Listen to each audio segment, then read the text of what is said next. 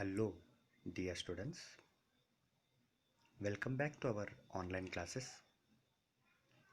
In previous session, we have discussed Chapter 4, Theory of a Firm, Question Bank. We have discussed Section A, Part. In today's session, we will discuss Section B, Section C, D, and E Part.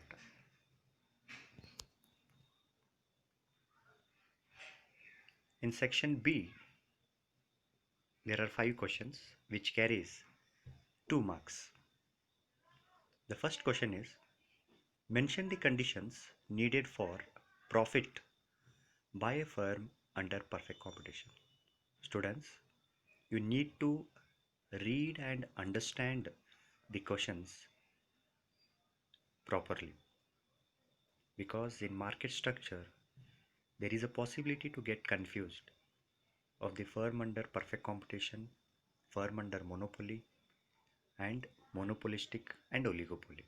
So here the first question is the conditions needed for profit of a firm under perfect competition. So there are 3 conditions need to be fulfilled by a firm under perfect competition. The first condition is P should be equal to marginal cost. P stands for price and MC means marginal cost. It means the price or revenue, it should be equal to marginal cost. That is the first condition. Then second condition is marginal cost must be non-decreasing at Q naught. It is specific quantity. Marginal cost must be non-decreasing. The another meaning of this is marginal cost must be increasing. So the second condition is what? The marginal cost must be non-decreasing, or it should be increasing at that specific quantity or output.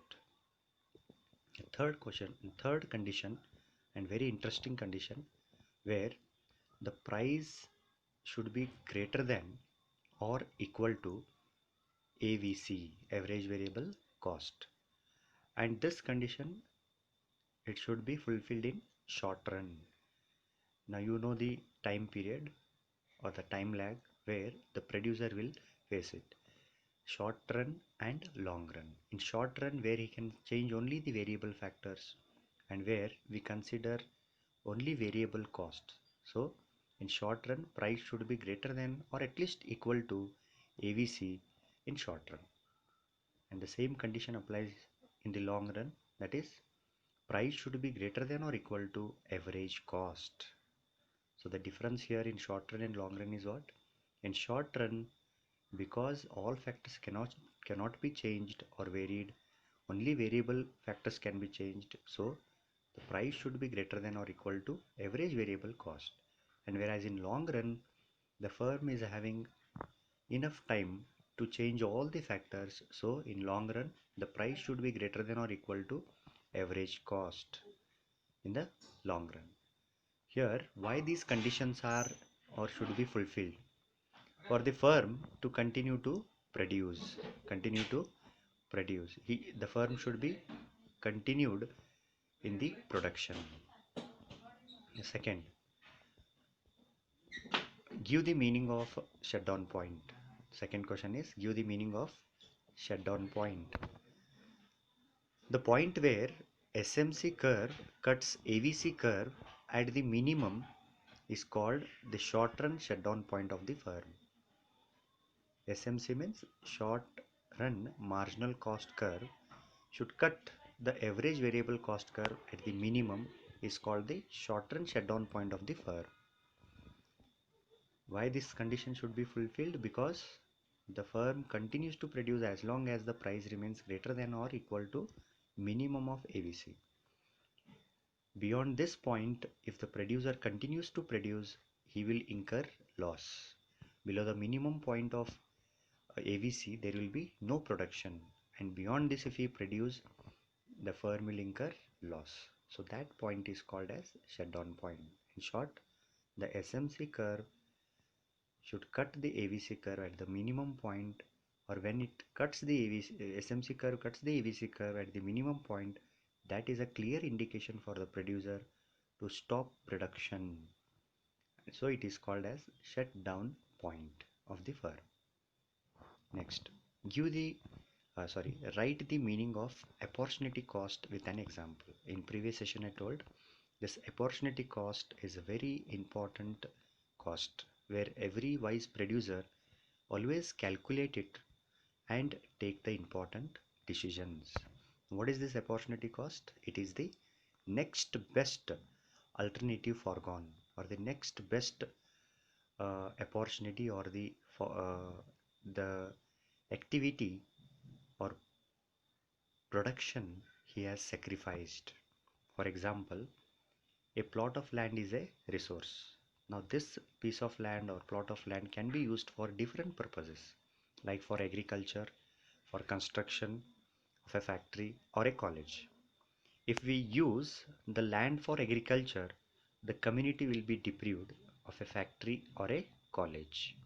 So here, if you decide to construct a college or a factory or a swimming pool, so you need to calculate what the alternative opportunity you are foregoing.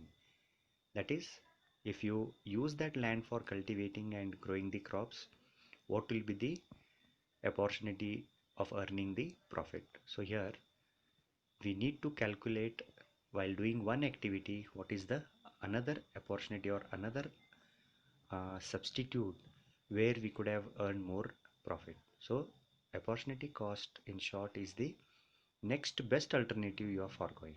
So calculating this next best alternative is very important in taking the important decisions. Fourth one, mention the two determinants of a firm's supply curve. Now here the producer supply curve is depend upon these two important determinants. First one is technological progress. Students, whenever there is a technological progress or advancement or a new technology is introduced, so it is always having positive impact on the production. If new technology is introduced, the production will be more, or the supply of the commodities will be more to the market. If there is outdated or backward technology, the production as well as the supply of the commodity to the market will be less. This is one important factor which determines the supply curve. It may, if it is new technology, the supply curve will shift rightwards. If it is outdated or backward, the supply curve will shift leftwards. Leftwards means decrease. Now, second important determinant of a firm's supply curve is input prices. Now, these input prices are nothing but cost of production. Cost of production includes the wages to the labor, raw materials, transport cost, capital. All these costs are called as input prices. So if these input prices are low, the producer will produce more and supply more to the market. Suppose this cost of production is high, he will produce less and he will be able to supply less to the market. So these are the two important determinants of a firm's supply curve. Then apart from this, the goals of the firm, then the government tax policy and climatic conditions, these are the other factors which influence the firm supply curve. So out of all these factors, these two are the important factors which determine the firm supply curve: technological progress and input prices. Moving on to the next question, give the meaning of price elasticity of supply and write its formula. Now what is price elasticity of supply? It is nothing but the percentage change in the quantity supplied due to a percentage change in the market price of the goods is called price elasticity of supply. Here, what percentage there is a change in quantity supplied due to or because of change in the market price of the goods. It is same like your price elasticity of demand, where we measure their elasticity of demand, that is percentage change in demand due to percentage change in price. But in the case of supply, the percentage change in the quantity supplied to the market is depend upon what? Percentage change in the price of the goods. Now what is the formula for this? ES equals to, ES is nothing but, it is also called as PES, price elasticity of supply or elasticity of supply. It is nothing but delta Q divided by Q multiplied by P divided by delta P. Now delta Q is nothing but change, delta stands for change in quantity supplied divided by the earlier or the initial quantity multiplied by P. P means initial price divided by changed price, that is delta P. So this is your formula to calculate, or the simplified formula to calculate price elasticity of supply. Moving to the section C part, which carries 4 marks each. Here 4 important questions have been asked. The first question is, write a short note on profit maximization of a firm under the following conditions. As we discussed these conditions, 2 conditions we have to explain with the help of diagram. P is equal to marginal cost, and marginal cost must be non-decreasing at specific quantity or output. So you need to explain it with the help of diagram. Second one, explain the determinants of firm supply curve. Again this concept which we have discussed in an earlier slide, 2 marks. The same question we have to explain with the help of diagram. Then third one, and most easiest question, or where we can score full marks, that is, explain the features of perfect competition. Here you need to mention all the points of features of perfect competition, like large number of buyers and sellers, homogeneous product, single price prevailing in the market, perfect information, no selling cost. So these are all your features of perfect competition. We need to explain with some examples. And fourth one, write about shutdown point, normal profit, and break-even point. So these all questions have been discussed in the previous sessions. So you systematically read the questions, understand it, and prepare a specific notes for these all 4 marks questions. Moving to the section D part, 6 marks questions. First one, explain the short-term supply curve of a firm with the help of a diagram. Here, short-term supply curve, just now we discussed about the time period, short-run and long-run. You need to explain here short-term supply curve of a firm with the help of a diagram. Second, explain the total revenue, average revenue of a firm under perfect competition with the help of diagrams. Here, you need to take some imaginary table and plot these values on the diagram, and these 3 curves, in fact total revenue, average revenue and marginal revenue, we have to explain with the help of diagrams. Third question, explain market supply curve with the help of diagram. As we discussed, market demand curve, which is nothing but summation or the total of all individual demands, is called as market demand. Similarly, the all individual supply of the firms is called as market supply curve. So summation or the total of all supply curves of the firm in a market is called as market supply curve. You can explain this concept with 3 diagrams. You can take firm A and firm B and firm M. M is nothing but market. So you have to show the 2 firms supply curve which makes the market supply curve. For example purpose, we can take only 2 firms A and B and you can show the market supply curve. Students, these all concepts have been discussed in previous session. You once again go through that and become perfect in the 6 marks questions.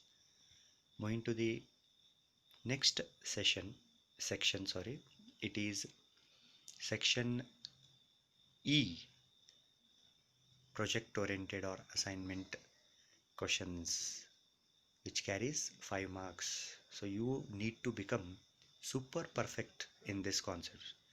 The question in front of you is compute the total revenue, marginal revenue and average revenue schedules in the following table when market price of each unit of goods is rupees 10. Is rupees 10. So what all information is given, students? Here they have given us two important information. One is the price of each unit of goods is rupees 10 and quantity, number of quantity sold. So with this two information, we need to calculate total revenue, marginal revenue and average revenue. Now what is the first step to get full 5 marks here? Once again you draw the table and prepare like this. Note down all the quantities 0 to 6 and price. Already the information is given that price of each unit of goods is rupees 10. So if the firm is selling 6 units or 60 units or 600 units, the price will remain same. So the price of each unit is what? 10. So I have written all 10 price values in red color to differentiate that the price of all the units is 10. Now we need to calculate TR, AR and MR. Now what is the formula for TR? Total revenue formula is price into quantity. Now whatever quantities are sold, it need to be calculated by price. So the first row you can see that 10 multiplied by 0 is 0. Then second, that is 1 unit when the firm is selling. So price of that unit is 10. So 10 into 1 is 10. When the firm is selling second unit, 10 into 2 it is 20. 10 into 3 30. 10 into 4 40. So on. So what we are using the formula to calculate total revenue? Price into quantity. So once we prepare this total revenue, then we can calculate easily average revenue column and marginal revenue column. Now what is the formula for average revenue? It is nothing but TR divided by Q, total revenue divided by quantity or output. Now when we do that, what answer we'll get? We'll get the answer for all the units, it is 10. We are dividing total revenue divided by quantities. Here for first unit it is 10, second unit 20 divided by 2 is 10, 30 divided by 3 is 10, 40. What is this 40? Total revenue. What is 4? Quantity. When we apply this formula, you will get 10. 50 divided by 5, it's 10. 60 divided by 6, it is 10. So we completed two tasks, TR and AR. And the last task is, and most important task is marginal revenue. What is the formula for marginal revenue? TRN minus 1. Now here the first TRN stands for new total revenue and the second TRN minus 1 stands for previous or the old total revenue. So we need to deduct it. Now here TR column is there, third column TR column. So what we are going to do here, second unit onwards, marginal cost, marginal revenue goes on changing. 20 minus 10 is 20 is your new total revenue, 10 is previous or the old one. 20 minus 10 is 10, 30 minus 20 is 10, 40 minus 30 is 10, 50 minus 40 10, and lastly sixth unit 60 minus 50 is 10. So here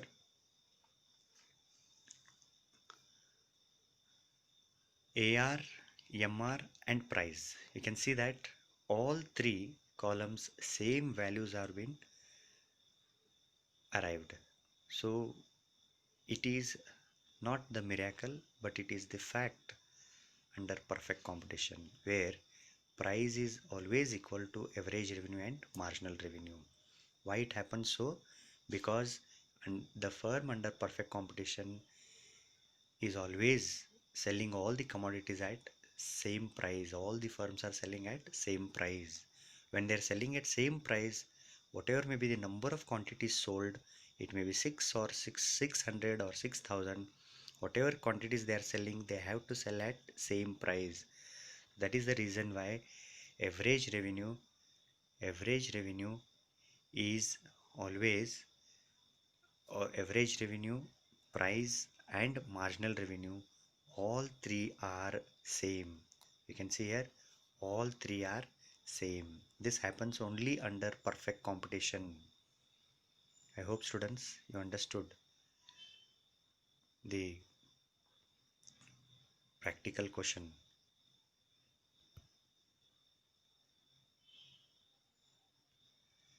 That is computing total revenue, marginal revenue and average revenue.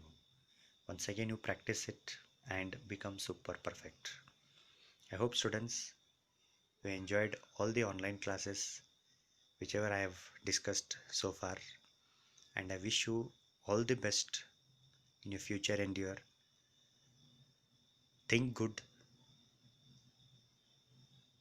see good, think good, do good, and help others to do good. Keep taking care of yourself, your friends, family members, and stay blessed. All the best, students. Thank you.